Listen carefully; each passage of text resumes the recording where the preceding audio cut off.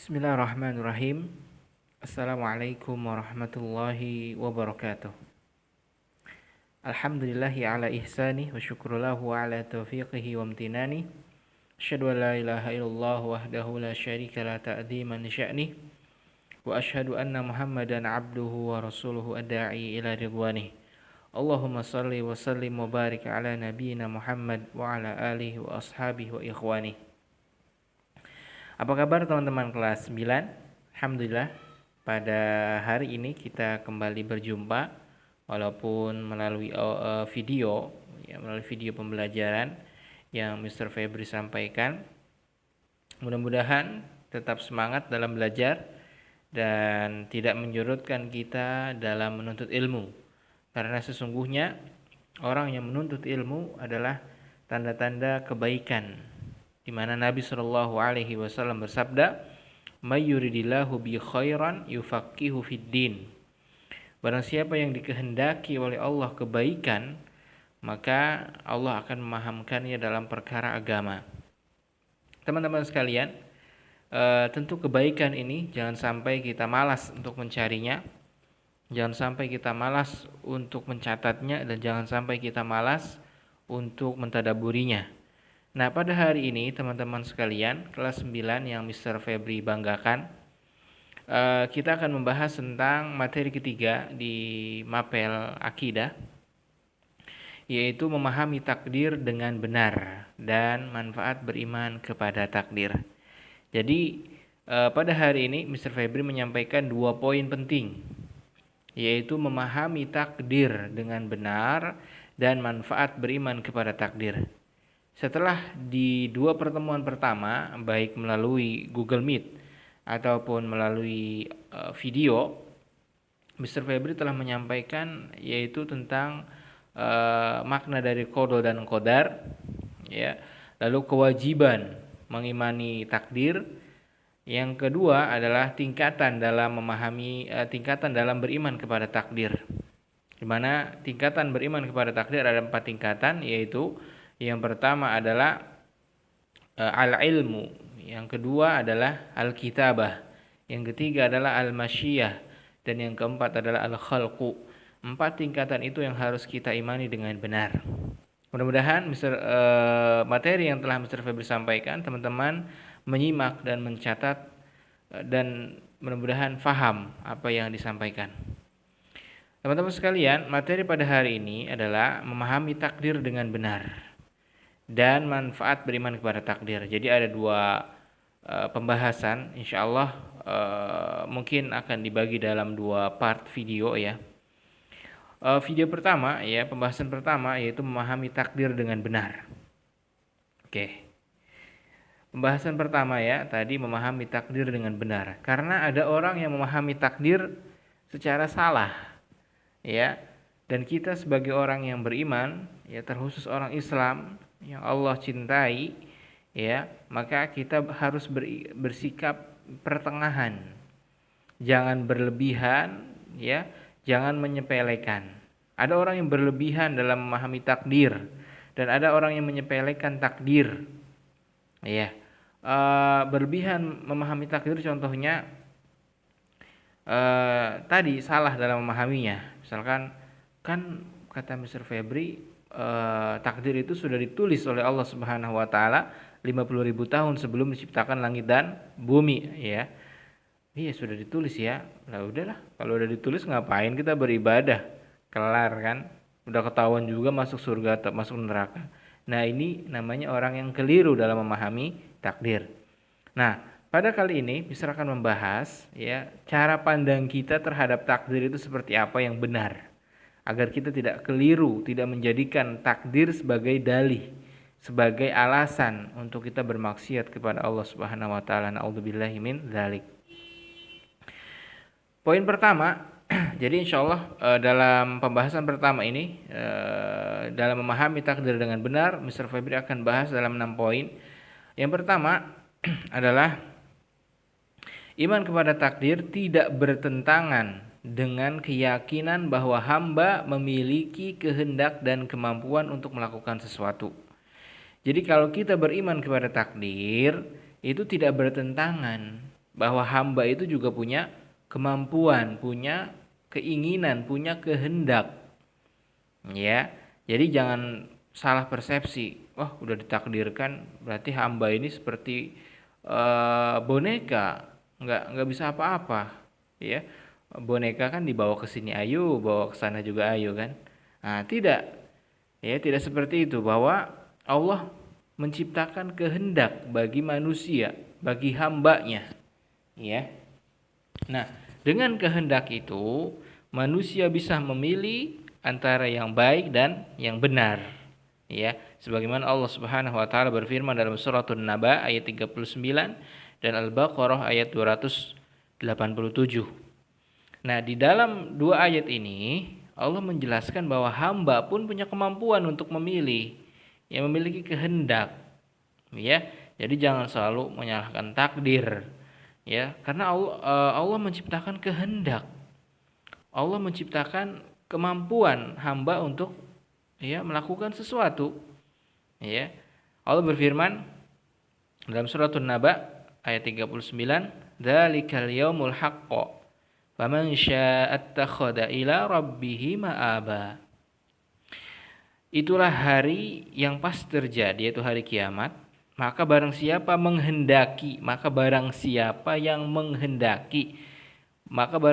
yang mau, ya, niscaya dia menempuh jalan kembali kepada Rabb-Nya. Lihat di sini dalam ayat ini. Allah berfirman, maka barang siapa yang menghendaki atau barang siapa yang mau, niscaya dia menempuh jalan kembali kepada Rabb-Nya. Jadi Allah memberikan kemampuan untuk kita memilih mana yang baik dan mana yang benar. Ya, jadi jangan salahkan takdir terus. Wah, udahlah maksiat aja lah. Kan udah ditakdirkan oleh Allah ini. Kita nggak tahu, karena kita diberikan kehendak oleh Allah Subhanahu wa taala untuk memilih mana yang baik dan mana yang benar.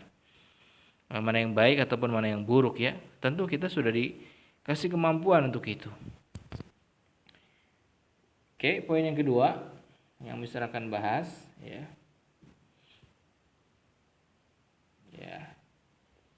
Poin kedua, harus difahami bahwa semua kehendak dan kemampuan hamba tersebut terjadi bersesuaian dengan kehendak dan kekuasaan Allah.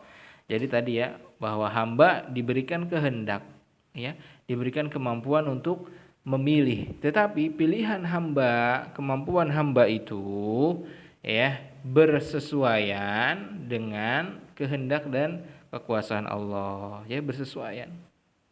Ya. Dalam surat Al-Insan ayat 30 Allah berfirman, "Wa ma tasya'una illa ayyasha Allah." Tetapi kamu tidak mampu menempuh jalan itu kecuali apabila Allah kehendaki. Jadi apapun yang kita pilih, ya, apapun yang kita pilih, itu sudah bersesuaian dengan takdir Allah Subhanahu wa taala, bersesuaian dengan kekuasaan Allah Subhanahu wa taala, ya. Tentu, ya, seperti itu. Jadi kita memilih, ya, Allah yang menentukan semuanya itu. Tapi kita punya kehendak tadi yang pertama, kita punya kehendak untuk memilih mana yang baik dan mana yang buruk tadi, ya. Tentu orang yang fitrahnya baik akan memilih kebaikan, kan, seperti itu. Jadi kita harus pahami bahwa semua kehendak yang kita lakukan, ya, itu bersesuaian dengan kehendak dan kekuasaan Allah Subhanahu wa taala. Poin ketiga, ya, beriman kepada takdir tidaklah berarti seorang hamba boleh berdalih atau beralasan dengannya dalam meninggalkan perintah atau melanggar larangannya. Ya, tidak boleh menjadikan dalih beriman kepada takdir untuk bermaksiat kepada Allah. Tadi yang Mister sampaikan di poin pertama, ya. Jadi bukan berarti kita beriman kepada takdir ini menjadi dalih, menjadi alasan, ya, untuk kita bermaksiat, untuk kita melanggar, untuk kita malas-malasan dalam ibadah, bukan. Ya, misalkan tadi katanya sudah dicatat takdir, udah nggak usah ngapa-ngapain lagi, udah dicatat ini, enggak seperti itu, ya. Ini tidaklah seperti itu pemahamannya teman-teman sekalian, ya, bukan seperti itu. Enggak benar ya, tidak benar beralasan seperti itu. Ah, udah dicatat kan ya ngapain juga kita beribadah. Nah, itu salah. Ah, ah. Kita rajin ibadah juga nanti kalau dicatatnya masuk neraka juga masuk neraka, buat apa ibadah capek-capek masuk neraka juga. Nah, itulah kekeliruan ya orang yang berlebihan dalam memahami takdir. Yang benar adalah kita diberi kemampuan untuk memilih mana yang baik dan mana yang buruk. Ya, mana yang baik dan mana yang buruk. Nah, baik, kita lanjutkan. Coba perhatikan, ini hadis sangat penting ya teman-teman sekalian. Dari ya ini hadis ya, ketika suatu ketika ya Rasulullah Shallallahu Alaihi Wasallam mengucapkan ya, bersabda, setiap kalian ya, ma minkum min ahadin illa qad kutiba maq'aduhu minan nari wa maq'aduhu minal jannah. Setiap kalian tanpa terkecuali telah dituliskan, ditakdirkan tempat duduknya. Apakah ia termasuk penduduk neraka atau penduduk surga? Ini jelas kata Nabi Shallallahu Alaihi Wasallam. Setiap kalian sudah ditakdirin apakah masuk surga atau masuk neraka. Lalu Nabi SAW ditanya ini ya oleh seorang laki-laki ya. Faqala rajulun minal qaumi, seorang laki-laki bertanya, ala natakilu ya Rasulullah, tidakkah itu berarti kita cukup bersikap pasrah saja? Natakilu, ya wahai Rasulullah, kita pasrah aja lah, udah ditakdirin ini katanya kan, kata engkau seseorang udah ditakdirin masuk surga atau masuk neraka, ya udahlah pasrah aja. Kata Rasulullah, qala la, tidak, bukan seperti itu. I'malu faqulun muyassarun lima khuliqalah. Kata Rasulullah, tidak demikian, akan tetapi berusahalah karena setiap orang akan dimudahkan untuk menuju takdir yang telah diciptakan untuknya. Jadi teman-teman sekalian, kita tidak boleh berdalih atau beralasan bahwa udah ditakdirkan masuk surga atau masuk neraka gitu kan. Udahlah, ngapain beramal, nanti juga bakalan masuk surga kalau takdirnya masuk surga, atau masuk neraka walaupun saya beramal terus kalau takdirnya masuk neraka gimana. Ini salah. Karena kata Rasulullah, seseorang, lihat itu yang mister merah ya, dicetak merah itu ya.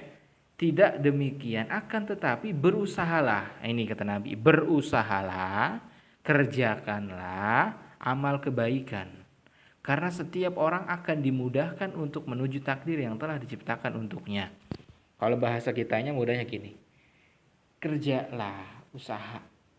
Seseorang akan didekatkan apa yang dia usaha di situ. Misalkan gini teman-teman, kita ingin punya uang, ya kan? Kalau teman-teman kan biasa minta gitu atau masih dinafkahi sama orang tua. Ya, misalkan kita pengen punya uang. Lah kita pengen punya uang harus ada usahanya kan? Jangan punya uang tidur aja, nggak bakalan datang. Tapi harus ada usahanya. Entah kerja, ya kan? Entah kita jualan dan sebagainya, harus ada usahanya. Kalau kita berusaha, berjualan, insya Allah dapat uang. Sama seperti itu. Jangan seperti tadi ya.